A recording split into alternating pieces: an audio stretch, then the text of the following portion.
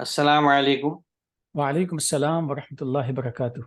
हम आज के सेशन की शुरुआत सूरह आले इमरान की आयत नंबर 131 से करेंगे। चले तारिक साहब बिस्मिल्लाह करें।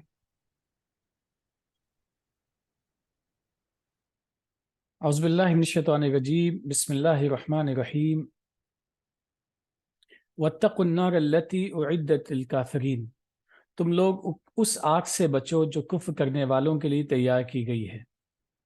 ये एक आयत बड़ी हजम के लिहाज से बड़ी मुख्तसर है, कम अल्फाज पर मुश्तमिल है, लेकिन इसके अंदर मुकम्मल पैगाम है जिसकी बुनियाद पे ज़िंदगी को गुजारा जा सकता है, बल्कि गुजारने की ज़रूरत है।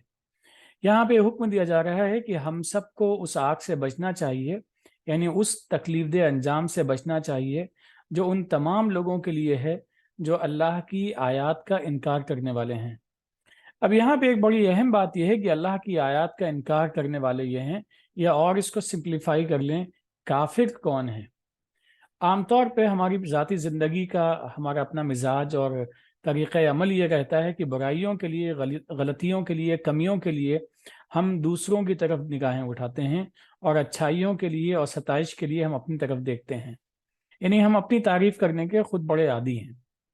हालांकि यहाँ पे इस आयत की रोशनी में हमें अपना अपना इंट्रोस्पेक्शन, अपने आप में हर वक्त आईना अपने सामने रखना चाहिए कि कहीं हम उन लोगों की जमात में शामिल तो नहीं हो गए जो लोग अल्लाह की आयत का इनकार करने वाले हैं। तो पहली चीज़, अल्लाह की आयत का इनकार करने वालों की यह सज़ा है। दूसरी चीज़, इनकार का मतलब क्या है। इनकार का मतलब यही है कि हम कौली और फेली, एक्शन एंड स्टेटमेंट, दोनों अंदाज से हम बातों के मुनकिर हो जाएं। या दूसरा तरीका यह है कि ज़बान से तो हम कह भी दें, लेकिन दिल हमारा गवाही ना दे, उसका असर हमारे अमाल पे ना हो। और इसके बाद तीसरा पहलू इस आयत में यह है कि आयत कहते किसे हैं। आयत का कुफ्र करने वाले हैं, आयत कहते किसे हैं। आयत को जुज़ू एक आम मफहूम अगर इसको हम समझना चाहें, यह है कि जिन चीज़ों से अल्लाह ताला ने हमें रोका है उनसे न रुकें, और जिन चीज़ों का हुक्म दिया है उन चीज़ों पे हम अमल न करें। ये उसका मुख्तसर मफहूम है, क्योंकि चीज़ों पे गौर करना, समझना, अल्लाह की जो आयत हैं किताब की शक्ल में उन पे अमल करना, जाहिर सी बात है उन पे अमल करने का नतीजा यही निकलता है कि इंसान जिन बातों से रोका जाए उनसे रुक जाए, और जिन बातों पे अमल करने का हुक्म दिया जाए उन बातों पे अमल करने वाला बन जाए।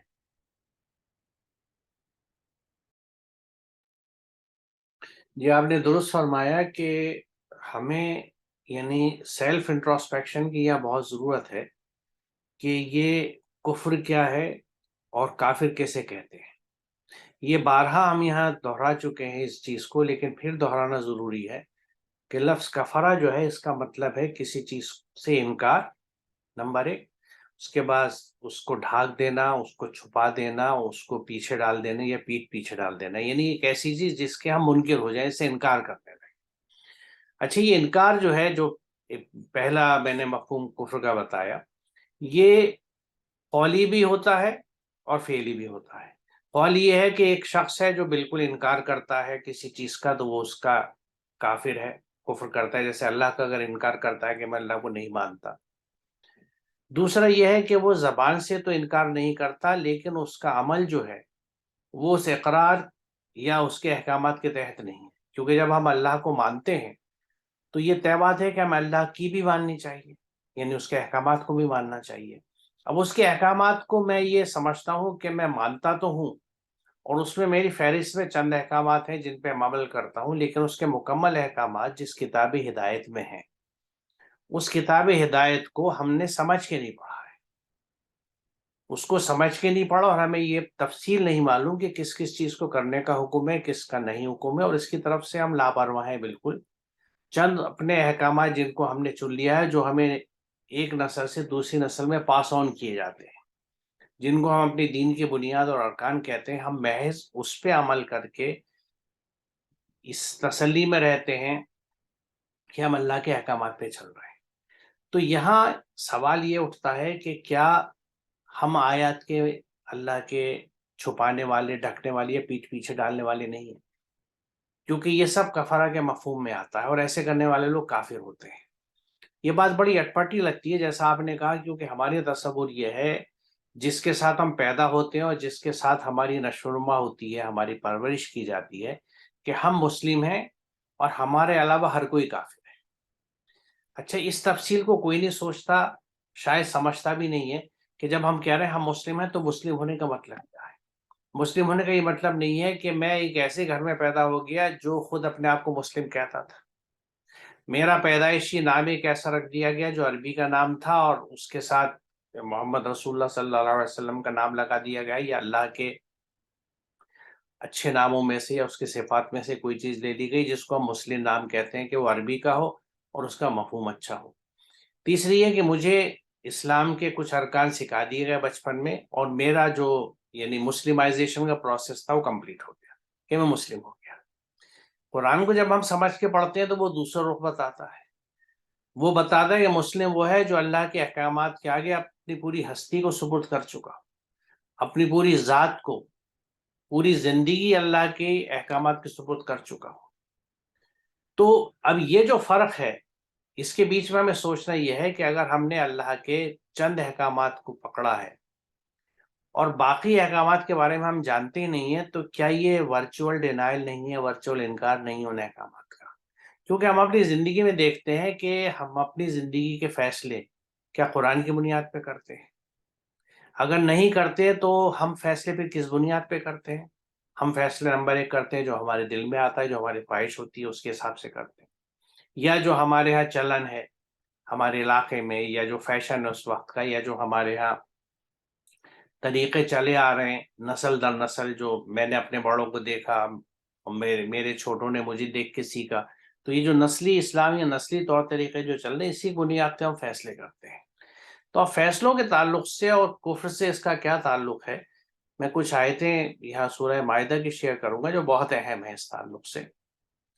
دیکھیے، یہ پہلی آیت یہ کہتی ہے کہ اور جو اس کے مطابق فیصلہ نہ کرے جو اللہ نے نازل کیا ہے سو یہی لوگ کافر ہیں۔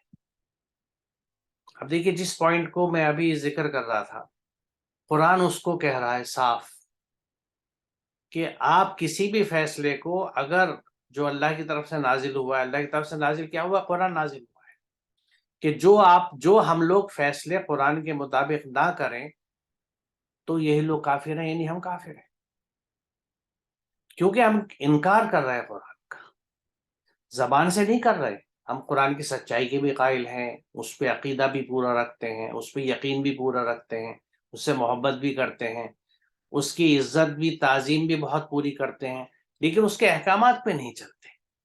تو ایسے لوگوں کے لیے قرآن یہ ڈیفائن کر رہا ہے کہ اور جو اس کے مطابق فیصلہ نہ کرے جو اللہ نے نازل کیا ہے، یعنی قرآن کے حساب سے جو فیصلہ نہ کرے، اس کو اگر اختصار کے ساتھ بریفلی ایبسٹریکٹ فارم میں، آسان فارم میں ہم بتائیں تو یہ بات اس طرح نکلے گی کہ جو قرآن کے مطابق فیصلہ نہ کرے وہ کافر ہے۔ اب ہم خود یہ سوچیں بیٹھ کے کہ ہم اپنی زندگی کے کن فیصلوں کو قرآن کے مطابق کرتے ہیں۔ پہلی چیز یہ کہ جب ہم قرآن کو نہ تو پڑھتے ہیں، نہ سمجھتے ہیں، نہ اس کے کچھ نوٹس بنائیں، نہ قرآن کے احکامات کیا ہیں ان کو کہیں لکھا، جن چیزوں سے منع کیا اس کو کہیں نہیں لکھا، تو پھر قرآن کی روح سے جو لوگ ایسا نہیں کرتے وہ کافر ہیں، یعنی وہ انکار کرنے والے ہیں، وہ اللہ کے احکامات کو پیچھے ڈال دیتے ہیں، وہ اس پہ عمل نہیں کرتے۔ ہاں، زبانی اقرار ضرور کرتے ہیں، ہم زبان سے کبھی کفر نہیں کرتے، لیکن ہمارا عمل جو ہے وہ بالکل ہمارے قول سے، ہمارے عقیدوں سے بالکل مختلف ہے۔ دوسری آیت، اور جو اس کے مطابق فیصلہ نہ کرے جو اللہ نے نازل کیا ہے سو یہی لوگ ظالم ہیں، یہ مائدہ کی 45ویں آیت ہے، پچھلی جو آیت تھی وہ 43ویں آیت تھی، یعنی اللہ کے احکامات کے مطابق جو فیصلہ نہیں کرتا وہ ظالم ہے۔ ظالم کیوں ہے؟ کیونکہ وہ اس آیات کے ساتھ، اللہ کے احکامات کے ساتھ ظلم کر رہا ہے۔ وہ جس مقصد کے لیے ہمیں بھیجے گئے تھے ہم اس مقصد کے لیے ان کو استعمال نہیں کر رہے، ان کو کہیں اور استعمال کر رہے ہیں، ان کو ہم نے جگہ سے ہٹا دیا ہے، ان کی اہمیت وہ نہیں رہ گئی۔ مثال طور پہ اللہ نے جو احکامات ہمیں نازل کیے ہیں قرآن کی شکل میں، ہم اس قرآن کو بنا سمجھے پڑھتے ہیں، نمبر 1۔ اس کو ہم بہت احتیاط اور اچھی طرح سے پڑھتے ہیں، جو بہت اچھی بات ہے کہ بہت تجوید کے ساتھ، یعنی ادائیگی صحیح ہو۔ اب اس پہ اگر آپ غور کریں تو ادائیگی صحیح ہونے کا مقصد یہ ہے کہ اس کا مفہوم نہ بدلے، یعنی آپ شفا کو شفا نہ کر دیں۔ تو تجوید کا بھی مقصد یہی ہے کہ الفاظ جو ہیں وہ صحیح اپنے مفہوم کے ساتھ رہیں اور صحیح مفہوم سے سمجھے جائیں.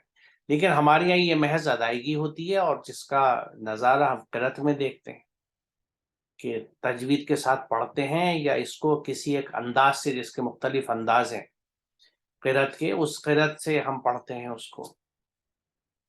لیکن یہاں کہیں پہ بھی سمجھ کے عمل کرنے کا بات ہی نہیں آتی ہے، اس کی روشنی میں فیصلے کرنے کی بات ہی نہیں آتی ہے. تو یہ ہم اللہ کے احکامات کے ساتھ، اس کی آیات کے ساتھ ظلم کر رہے ہیں. اور یہ حقیقتاً آیات کے ساتھ تو اس کے ظلم کیا، لیکن ظلم ہم نے اپنے اوپر کیا.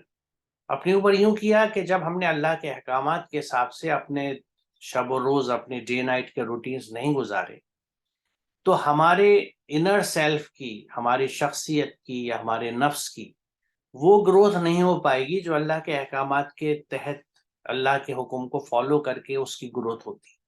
اور یہ اسی طرح وقت گزرتا چلا جائے گا تو مرتے وقت تک ہمارا قلب سلیم نہیں بنے گا. یعنی we will not develop a submissive heart, کیونکہ سبمسیو ہارٹ گریجولی ہوتا ہے. جب آپ کی روز کی زندگی سبمیشنز میں گزرے، اللہ کے احکامات کے تحت آپ کا ہر کام، آپ کا بولنا، آپ کے معاملات، آپ کا کاروبار، آپ کی تجارت، ہر چیز آپ کی اللہ کے احکامات کے تحت جس دن ہو گئی، وہ دن آپ کا اللہ کی اطاعت میں، یعنی ایک مسلم کے طور پہ گزر گیا. اس کے اثرات آپ کے جو شخصیت پہ ہوں گے، انر سیلف پہ ہوں گے، اس سے آپ کے جو قلب میں تبدیلی آئے گی، وہ پازیٹیو تبدیلی ہوگی جو آپ کے قلب کو قلب سلیم بننے کی طرف ایک اور قدم ہوگا. تو روز کا ہی ایک ایک قدم بڑھاتے ہوئے ہم جب مرتے وقت تک پہنچتے ہیں اسی کیفیت میں، جس کو قرآن اس طرح کہتا ہے کہ تمہیں موت نہ آئے جب تک کہ تم مسلم ہو. تو اس حالت میں جب ہماری موت آتی ہے تو ہم یہ توقع رکھ سکتے ہیں کہ اللہ کے فضل و کرم سے ہمارا قلب جب اللہ کے حضور حاضر ہوگا تو وہ قلب سلیم، ٹوٹلی سبمسیو ہارٹ. اگر ہم ایسا نہیں کر رہے تو دیکھیے، ظلم تو ہم نے اللہ کی آیات سے کیا، کیونکہ ان کو اس کی جگہ سے ہٹا دیا. ان کا جو مقصد تھا وہ فوت ہو گیا. ان کو ہم بہت کاموں میں استعمال کیا، کیلیگرافی سیکھی، دیواروں پہ لگایا اپنے، اور اسلامی ماحول جس کو ہم کہتے ہیں گھروں میں، دکانوں میں اور بلڈنگوں میں بنا دیا، کتبے لگا کے اور آڈیوز پلے کر کے بہترین قرأت کے. لیکن میرے نفس کے اندر، میری شخصیت، میرے کردار میں جو ماحول قرآنی پیدا ہونے چاہیے تھا، قرآن پہ عمل کر کے، اس کی آیات کے ساتھ انصاف کر کے، اس کے احکامات کے ساتھ انصاف کر کے، وہ میں نے نہیں کیا. تو یہ ظلم ہو گیا، اور بہت بھاری ظلم ہو گیا، کیونکہ اس ظلم کی سزا ہی مجھ کو یہ ملے گی کہ میرا قلب اس شکل میں نہیں ہوگا کہ جو جنت میں قابل قبول ہو. یعنی وہ چابی اس انداز سے بنی کہ اس کے لیور الگ ہیں اور لاک کے لیورز الگ ہیں، تو وہ تالا کھلے گا ہی نہیں، وہ اس میں فٹ ہی نہیں ہوں گے، کمپیٹیبلٹی نہیں ہوگی. تو جو کرائٹیریا ہے، جو پیکر ہونا چاہیے تھا جنت میں داخلے کے لیے، جنت کے سماج میں شامل ہونے کے لیے، وہ تو ہمارے پاس بن ہی نہیں پایا، کیونکہ ہم نے اللہ کے احکامات پہ عمل نہیں کیا. یہ سمپل بات ہے. میں اس سے پیچھے کئی مثالوں سے اس چیز کو سمجھا چکا ہوں کہ کوئی بھی آرڈر، کوئی پروڈکٹ اگر ایز پر اسپیسیفیکیشن نہیں بنتا اور وہ ڈسپیچ کر دیا جاتا ہے، شپ کر دیا جاتا ہے جس نے آرڈر کیا ہو اس کو، تو وہ شپمنٹ واپس آ جاتی ہے کہ یہ ایز پر اسپیسیفیکیشن نہیں ہے، یہ پروڈکٹ وہ تو ہے ہی نہیں جو ہمیں چاہیے تھا.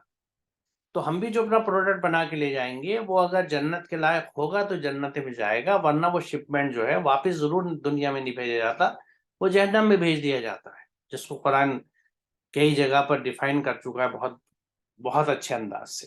47ویں آیت مائدہ کی کیا کہتی ہے؟ اور جو اس کے مطابق فیصلہ نہ کرے جو اللہ نے نازل کیا ہے، سو یہ لوگ فاسق ہیں. فاسق کہتے ہیں اس کو جو اللہ کی حدود کو توڑنے والا، جو اللہ نے اپنی حدود بنائی ہیں ان کو جو توڑ دیتا ہے وہ فاسق کہلاتا ہے. یعنی بے لگام، جس کی کسی چیز پہ قابو نہ ہو، کہیں رکتا نہ ہو. اور فسق کیفیت ہی وہ ہے کہ فسق میں مبتلا نہ ہو. کئی جگہ قرآن نے اس کا استعمال کیا ہے. تو اب اللہ کی حدود کون توڑے گا؟ دیکھیے، وہی توڑے گا جس کو حدود کا علم ہی نہ ہو. کیونکہ اگر حدود کا علم ہوتا ہے آدمی کو تو ایک وقت رکتا ہے اس حدود کو لانگتے وقت، ان کو توڑتے وقت، کہ نہیں، کہیں نہ کہیں خیال آتا ہے کہ اللہ نے منع کیا ہے مجھے، یہاں مجھے رک جانا چاہیے، کیونکہ اس سے آگے ممانعت ہے، مجھے اس سے آگے علاقے میں نہیں جانا، کیونکہ میں اللہ کی حدود سے نکل جاؤں گا. یہ ان کا معاملہ ہے جو حدود سے واقف ہوں۔ حدود سے واقف کون ہوں گے؟ جنہوں نے اللہ کے کلام کو سمجھا ہوگا اور اس کے حساب سے اپنی زندگی گزارتے ہوں گے۔ تو اگر ہم یہاں یہ 3 آیتیں سورہ مائدہ کی بڑی لگاتار آئی ہیں، یہ 43 45 47، جو یہ ڈیفائن کرتی ہیں کہ اللہ کے احکامات کے حساب سے، یعنی قرآن کے حساب سے جو فیصلہ نہ کرے، اور کسی خاص فیصلے کی بات نہیں ہے، ہر چیز کا معاملہ، یعنی کسی بھی معاملے کا اگر فیصلہ ہم قرآن کے حساب سے نہیں کرتے تو ہم کافر ہیں، ہم ظالم ہیں، ہم فاسق ہیں۔ کیونکہ جو حدود توڑتا ہے وہ فاسق ہوتا ہے، جو کسی بھی چیز کو اس کی جگہ سے، مقام سے، اصل سے ہٹاتا ہے وہ ظالم ہوتا ہے۔ اور ظلم کا ایک مطلب اندھیرا بھی ہے۔ تو جو اندھیروں میں رہنے والے ہیں وہ اپنے اوپر ظلم کر رہے ہیں۔ ہم نے اندھیروں کو اپنے اوپر طاری کر لیا ہے، کیونکہ اللہ کے احکامات وہ احکامات جو اتنی زبردست شخصیت ساز روشنی لے کے آتے ہیں، اندھیرے لے کے آتے ہیں کہ ہمیں روشنی لے کے آتے ہیں کہ ہمیں اندھیروں سے نکال کے روشنی کی طرف لاتی ہے، خود قرآن ڈیفائن کرتا ہے۔ تو اس روشنی کو ہم نے بجھا دیا، اسے پیچھے ڈال دیا، اس کو استعمال ہی نہیں کیا، نتیجہ ہم اندھیروں میں ہو گئے۔ اندھیروں میں بھٹک کے ہم کبھی بھی صحیح راستے پہ نہیں پہنچتے۔ اور اللہ کے احکامات کی روشنی کو جب ہم نے پیچھے ڈال دیا اور اپنے آپ کو اندھیروں میں رکھ لیا، تو ظاہر ہے ہم اللہ کی اس نور سے، اس ہدایت سے منکر ہو گئے۔ زبان سے ہم نے نہیں مانا، کبھی زبان سے انکار نہیں کیا، لیکن عملاً ہم مستقل انکار کرتے چلے گئے۔ تو اب یہ وہ لوگ ہیں جن کے لیے آگ بنائی گئی ہے، اور اس آگ سے بچو۔ اب یہ آگ جو ہے، اس میں صرف جہنم کی آگ ہی نہیں آتی ہے، یہ دنیا کی زندگی میں بھی ہے کہ آگ سے جو تکلیف اور بے چینی ہوتی ہے، وہ کیفیتیں اللہ کے احکامات پہ نہ چلنے سے اس دنیا میں بھی ہمیں ہوتی ہے۔ تکلیف، اضطراری، بے چینی، یہ ساری کیفیتیں جو ہیں، یعنی صحیح معنوں میں جس کو جلن کہتے ہیں، اور جلن کی اور جلنے کی کیفیتیں اس دنیا کی زندگی میں بھی ہم محسوس کرتے ہیں اگر اللہ کے احکامات پہ نہیں چلتے۔ کیونکہ آگ میں اگر بے چینی ہے تو جہاں آگ نہیں ہے وہاں سکون ہے، وہاں اطمینان قلب ہے، کوئی اینگزائٹی نہیں ہے، تکلیف نہیں ہے، پین نہیں ہے۔ تو یہ سچویشن ہوتی ہے اللہ کے احکامات سے چلنے میں۔ تو جو اللہ کے احکامات پہ نہیں چلتا، اس کی زندگی، جیسے قرآن اجا کہتا ہے کہ جو لوگ قرآن پہ نہیں چلتے ان کے لیے دنیا میں زندگی تنگ ہوگی، یہ قرآن کی آیت ہے۔ تو اب زندگی تنگ جب ہوگی تو آپ جن پریشانیوں سے، جن چیلنجز سے گزریں گے، جس کو یہ بھی ہو سکتا ہے کہ ہماری کافی بڑی تعداد جو ہے اس کو اللہ کی آزمائش سمجھ لیتی ہے۔ اگر پریشانی آتی ہے، وہ نہیں سوچتی کہ پریشانی کس وجہ سے آ رہی ہے۔ سورہ بقرہ کی غالباً آیت نمبر 82 ہے جو یہ کہتی ہے کہ جب ہم کتاب کے ایک حصے پہ عمل کرتے اور دوسرے پہ نہیں کرتے، تو یہ کہتا ہے کہ تم میں سے جو ایسا کریں ان کی سزا اس کے سوا کیا ہے کہ وہ دنیا میں ذلیل و خوار ہو کے رہیں اور آخرت میں شدید ترین عذاب کی طرف لوٹا دیے جائیں۔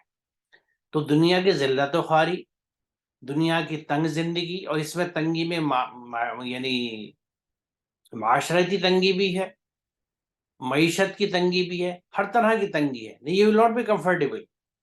اس کو آپ یہ بھی سمجھ سکتے ہیں کہ زمین ہمارے لیے تنگ ہو جائے گی۔ آج جو زمین ہمارے لیے تنگ ہے تو یہ بھی اسی تنگی کا حصہ ہے جو ان لوگوں پہ گزرتی ہے جو قرآن پہ پوری طرح سے عمل نہیں کرتے، کچھ حصوں پہ، کتاب کے کچھ حصے پہ عمل کرتے اور کچھ پہ نہیں کرتے۔ تم میں سے جو ایسا کریں ان کی سزا اس کے سوا کیا ہے کہ دنیا میں ذلیل و خوار ہو کے رہے اور آخرت میں شدید ترین عذاب کی طرف لوٹا دیے جائیں۔ تو یہ تمام چیزیں جو ہے یہ اس دنیا کو ہی ہمارے لیے جہنم بنا دیتی ہے۔ تو اس دنیا کی جہنم میں جلتے ہوئے اگر ہم اپنے آپ کو ٹھیک نہیں کرتے، کورس کریکشن نہیں کرتے، اور وہ کریکشن کیا ہوگا جو آج بھی ہمارے تمام مسائل کا واحد حل ہے، اور نہ صرف واحد حل کے بلکہ صرف اور صرف یہی حل ہے، وہ یہ کہ قرآن کی طرف لوٹیے۔ کس طرح سے لوٹیں کہ اس کو سمجھیے اور اس پہ عمل کیجیے۔ اس کو سمجھیے بالکل اسی طرح جس طرح کسی اور ٹیکسٹ بک کو یا کتاب کو آپ سمجھتے ہیں، جس کے نوٹس بناتے ہیں، لکھتے ہیں، اس کے حوالے لکھتے ہیں، اور جس میں 12 میں نے کہا ہے کہ ہم ایک لسٹ ضرور بنائیں کہ جس صورت کو ہم پڑھ رہے ہیں کہ اس میں ہمیں کن چیزوں سے منع کیا جا رہا ہے، اور ریفرنس لکھ لیں کہ میں ایسے بقرہ پڑھ رہا ہوں تو اس آیت میں اس چیز سے منع کیا گیا ہے۔ دوسری طرف جہاں جو حکم ہے اس کو لکھ لیں کہ اس آیت میں بقرہ کی یہ کرنے کا حکم ہے، اور اس کی روشنی میں اپنی زندگی کے فیصلے کریں۔ یہ ہوگا اللہ نے جو کتاب نازل کی ہے اس کی روشنی میں اپنے فیصلے کرنا۔ ورنہ سورہ مائدہ کی 43، 45، 47 دیکھ لیجئے آپ، جو لوگ ایسا نہیں کرتے، اگر قرآن ان کو کافر کہہ رہا ہے، قرآن ان کو ظالم کر رہا ہے، قرآن ان کو فاسق کہہ رہا ہے، تو ان کو کوئی بچانے والا نہیں، کیونکہ قرآن کے احکامات، اللہ کی باتیں کبھی تبدیل نہیں ہوتی، اور وہ اپنی جگہ حق ہے، کیونکہ یہ کتاب حق ہے، وہ اپنی جگہ ایک حقیقت ہے، اور حقیقت وہ ہوتی ہے جو تھوڑے دن بعد آپ کو سامنے نظر آ جائے گی۔ حق سامنے آ جاتا ہے، ہمیں دکھتا ہے۔ تو یہ آج ہمیں دکھ رہا ہے کہ آج جو ہماری حالت ہے، جو ہماری کیفیت ہے، قرآن کی ساری آیتیں پوری اترتی ہیں ہمارے اوپر، کیونکہ جو آج ہماری کیفیت ہے اس کی جھلک قرآن اگر آپ پڑھیں تو اس میں نظر آتی ہے کہ یہ ہماری حالت کیوں ہے۔ تو ان تمام پریشانیوں سے نکلنے کا واحد حل یہ ہے کہ قرآن کو سمجھیں، اس پہ عمل کریں، تاکہ ہم اللہ کے عذاب سے اور اس پکڑ سے بچ جائیں۔